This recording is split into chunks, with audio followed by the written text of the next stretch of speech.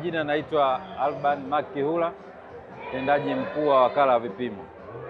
Kwa hiyo leo tumejumuika na sisi kama wakala wa vipimo katika kuhitimisha sherehe hizi za 8/8 ambazo kitaifa zimefanyika hapa mkoani Dodoma. Kwa leo tumekuwepo hapa kwa kipindi chote na tumeendelea kuelimisha wananchi kuhusu matakwa mbalimbali ya sheria ya vipimo sura 340.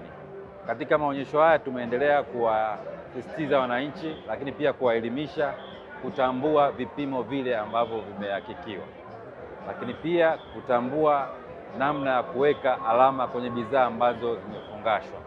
Kwa hiyo katika maonyesho haya tulikuwa tunaonyesha mita za maji, lakini pia tumeanza kufanya uhakiki wa zile mizani janja, na sasa hivi tunasisitiza matumizi ya mizani janja kwenye mazao ya kimkakati, kwa maana korosho, ufuta na mazao mengine ya kimkakati.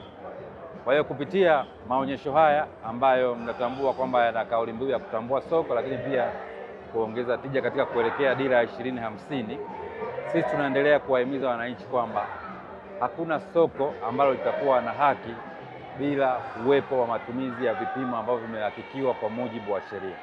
Kwa hiyo kupitia maonyesho haya pia tumeendelea kuwaelimisha wakulima kuzingatia matumizi ya vipimo ambavyo vimehakikiwa katika hatua zote za ukulima, kuanzia uandaaji wa shamba. Kwa hiyo lazima ajue shamba ambalo anaenda kulima lina ukubwa gani, na sio kwa kukisia, atumie kipimo ambacho kimehakikiwa. Na lengo la kutumia vipimo katika uuzaji ni kuhakikisha kwamba anapata kiasi sahihi cha fedha kulingana na yale mazao ambayo ameyauza. Lakini kwa ndugu zetu wafugaji tumeendelea kuwasisitiza kuhusu matumizi ya mizani katika uuzaji wa mifugo. Uuzaji wa mifugo kwa kutumia macho au mikono kwa maana nzima ya kukisia si upimaji ambao ni sahihi. Kwa hiyo tunasisitizia kutumia vipimo ambavyo sahihi. Wanapouza kuku, wanapouza ng'ombe, wanapouza mbuzi, kondoo, mifugo hiyo yote niliyotaja iuzwe kupitia vipimo ambavyo vimehakikiwa.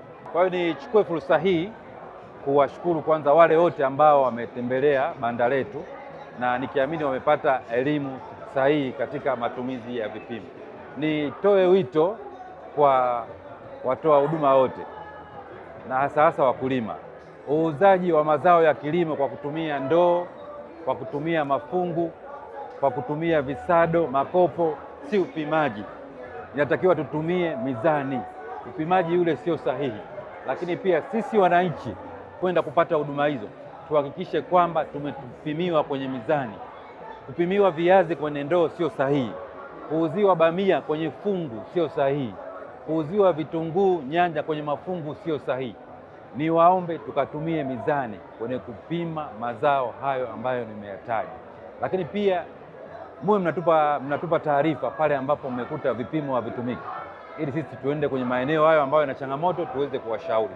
Kwa hiyo ni jukumu letu wote tushirikiane katika kusimamia matakwa ya sheria ya vipimo.